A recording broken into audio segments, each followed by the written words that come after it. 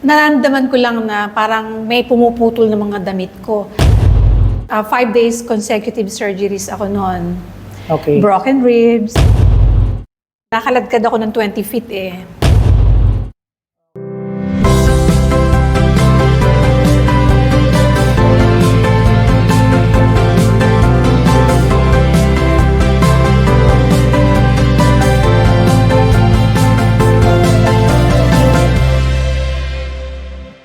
Hello, we're here in Cabuyao, Laguna, sa Seafood Shack with Mia Resurrection, the founder of Borrowed Life. Hi, Mia. Hi! How are you? Jerry. Kamusta? I'm good. Paano ba nag-start ang Borrowed Life, Miss Mia? Way back in 2007, nag-work ako nun sa downtown sa Baltimore City. Actually, excited pa akong suotin yung aking coat dahil meron akong bagong bili na coat na hindi ko mabili-bili sa Pilipinas dahil ang mahal. That morning, sabi ko, well, gusto ko maging good citizen ngayong umaga na to. Magkukross ako sa tamang pedestrian lane. Kasi Okay. tumatalon-talon ako sa train tracks eh. Okay. Para lang Parang makatawid. nagpapatintero ka sa riles ng tren dun sa Amerika. Okay. Yeah, so, ayun, pagtawid ko that morning, hindi ko naman remember dahil nagising na lang ako sa ambulance. Sabi ko, bakit hindi nawawala yung siren? Bakit nakatulog ba ako? Kasi nararamdaman ko, pinuputol yung coat Miss ko. Mia, hindi mo alam kung ano yung nangyari sa'yo. Pagkagising mo, nasa ambulansya ka na. Yeah, so, nararamdaman ko lang na parang may pumuputol ng mga damit ko. Ang una kong naalala, yung coat. Sabi ko yung coat bago. Sabi ko. Okay. So, ayun. Ayaw mo pagupit yung coat? Oo, doon ako nag-worry sa coat ko. Hindi ako nag-worry doon sa kung ano nangyari sa akin. Yung coat ko ang importante sa akin. Ang coat ko bago. So, ayun, dinala nila ako sa shock trauma, University of Maryland. Ano nangyari after nung nasa hospital ka na? On and off kasi ako eh, pag nagigising ako and then mamaya papass out uli ako. So, we have 5 days consecutive surgeries ako noon. Okay. Broken ribs, broken pelvic, and then I have to undergo, yun nga, yung pa ako kasi na, nung nakaladkad ako ng 20 feet eh. Okay. Hindi na natin papakita yung paa, di ba? Pero Hindi na. kwento mo na lang kung ano Oo, so yun nga, nakaladkad ako ng 20 feet. So yun ang parang pinaka-story ng Borrowed Life. Yung parang close call na tinatawag nila. Close call. Yeah, close call na I almost died kasi kung titingnan mo yung percentage ng accident ng train, 1% lang ata ang nakaka-survive. Okay. Pero isa ako sa 1% na nakasurvive. So you're very thankful na binigyan ka pa ng another life. Kaya, I am I am very grateful talaga kasi so what you have right now is borrowed. Parang yun yung, that's why yun yung inspiration mo to. Na-feel ko yung gaano ka-importante ang buhay natin because it is only one life. So, at hiram pa, di ba? Yeah. So, hindi pala talaga sa atin ang life. Somebody owns it. So, only God owns us, you know. Parang may similarity dun sa nangyari sa akin. Di ba? Oh, yeah. Kaya I can relate with what happened to you and kasi yun din nangyari sa akin. So, kino-consider ko rin na borrowed life din itong Yes. ng sa akin ngayon. So, I'm also thankful. Yeah. Totoo yun. Ikaw naputol yung toes mo, ako naman, nawala yung eyesight ko. Yeah. Which is more sa akin. Pero we're still here. We're still alive, di ba? We still have to, di ba? To survive and enjoy life. Diba? Yeah, we have to move forward. Pero hindi naging madali, di ba? Yeah, talaga. Everyday challenges. I mean, for us, marami tayong challenges na hindi alam ng ibang mga tao. Tayo lang nakakaintindi, di ba? Yes. Yeah. So itong nangyari sa'yo, nag-inspire for you to create itong Borrowed Life apparel. Correct, yeah. Nung nangyari nga sa akin yung accident, nandun pa lang yung nag-i-start pa lang ako, bigla akong nasagasaan na ng trend. So, feeling ko, ano na yung magiging buhay ko sa Amerika, di ba? Parang tapos na yun, wala na yung dream ko, wala na, tapos na. So, Yeah. pero naisip ko, nung nasa, di ba nakwento ko sa'yo yung umiiyak ako nung first day ko dun sa work. Ngayon, first day ko noon, after 8 months akong na I need to recuperate. Okay. Pagdating ko sa trabaho, excited ako dahil sabi ko, wow, back to work na ako. Ang hirap kasi yung leg ko, ang sakit-sakit, hindi ko na pala kaya. That time, I work sa department ng mailroom ng Transamerica. So, ilang floors yung lalakarin ko to deliver the mails. Okay. Up to 6, at least 5th floor. So, from first ground and then second, third, fourth, fifth. Kaya pagbaba ko, sabi ko, Lord, ayoko na. Sabi ko, sana pinatay mo na lang ako para hindi na ako Kasi yung nahirapan. time na yun, fresh pa yung wound mo, di ba? Oh yeah, I have my boot on. Yeah. Yeah, I have to. And you have to work kasi you have to pay the bills. Yes. Yeah. Yeah, it's not an excuse. Kailangan kailangan ka na mag-work or else the company could replace me. Well, ayun, meron kasi akong pinost na article sa wall ko noon.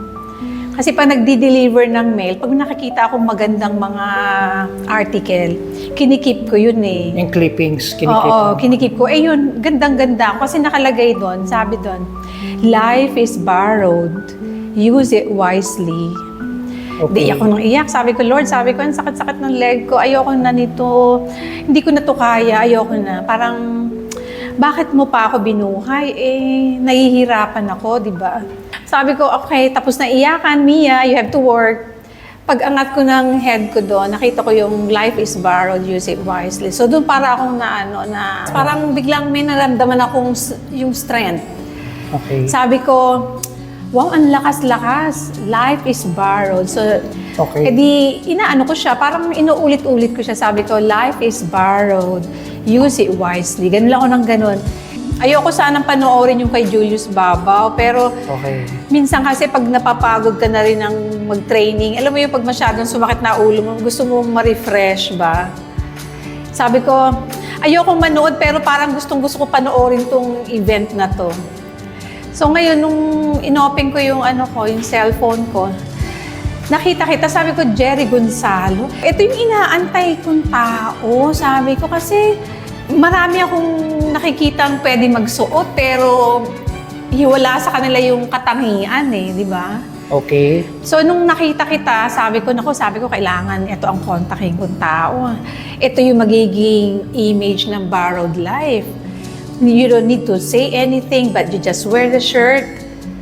Meron ka ng, nagmi-message ka na. Ganun ka powerful, di ba? Okay. Okay. So, ayun, Nakita nag-reach mo out. lang yun sa interview ni kay Julius Oo, Babaw. nakita kita doon. Sabi ko, ito yung tamang tao. Siyempre, nakita ko yung yung story mo. You're trying your best na, to be back in your life, ganyan. So, sabi ko, ito yung tao na tama, model ka pa, di ba? Kailangan ko ng model, kailangan mag-model nung damit. Okay. So, sabi ko, ito yun. Yung natin, di ba? Fashion show. Oo, yung fashion Nung show, Saturday. yeah. Mm-mm. Anong feeling nung ginagawa na natin yung pinapanik ka sa ramp? Kasama Well, yung mga modelo mo. Sa akin, thank you so much for allowing me na maging representative ka ng Borrowed Life as a It's my honor. brand. My honor, Yes. Miss Mia. Yeah. Thank you as a brand ambassador. Kasi para sa akin, parang ang Philippines is just a landing page natin. Pero our target really is a global brand tayo Sa akin, ang ganda nung ginawa mo sa stage. Kasi yung pinush mo si Johan, yung anak mo. Yung anak ko, yeah. Nung pinush mo siya, parang pinakita mo dun sa stage who you are as a model, na you can stand. Oh. Ang lakas-lakas Pero ng nag-aalala yung anak ko kasi napatingin daw sa likod Actually, I think 5 to 6 steps ka sabi nila 3 Natakot steps. yung anak ko, napatingin. Ba't mo ako binitawan? Parang ganun. Ang galing-galing ng showmanship mo sa stage. And that's not unordinary thing yung ginawa mo. Yogi Boy, ano bang pakiramdam na nakirampa ka kasama mo yung tatay mo? Maganda siyang pakiramdam kasi it's one way na makasama ko sa my experience ko yung na-experience ng tatay ko nung time na ginagawa niya pa to as a career. And yun, nakakasaya siya gawin kasama ka. Ano naman yung feeling na yung nasa ramp ka na, tapos nung binitawan mo, bumitaw ako sa'yo, tapos napatingin ka raw sa likod eh. Natakot ka ba? At first, nag-alala lang ako kasi bigla kang bumitaw so hindi ko alam saan ka pupunta nun. Pero nung nakita naman kita na straight naman din yung lakad mo, okay lang. So binagalan ka lang din yung paano ako maglakad ng time na yun. Para masabayan mo ako. Oo. Pero maraming natuwa nung bumitaw kasi ako eh. Nakita nila na maraming pumalakpak, di ba? Nung sa show, nung nakita nila na naghiwalay tayong dalawa. So, pag may nag-iaya sa'yo ngayon na another show, tatanggapin mo ba? I mean, okay lang naman ako. Tatanggapin ko naman as long as alam ko kita ako. Or like may magbe-benefit rin ako sa gagawin na yun. Gusto mo may bayad? Oo, ganun. Okay. So, anong parting words mo na to the Blindside community? Anong gusto mong sabihin sa kanila?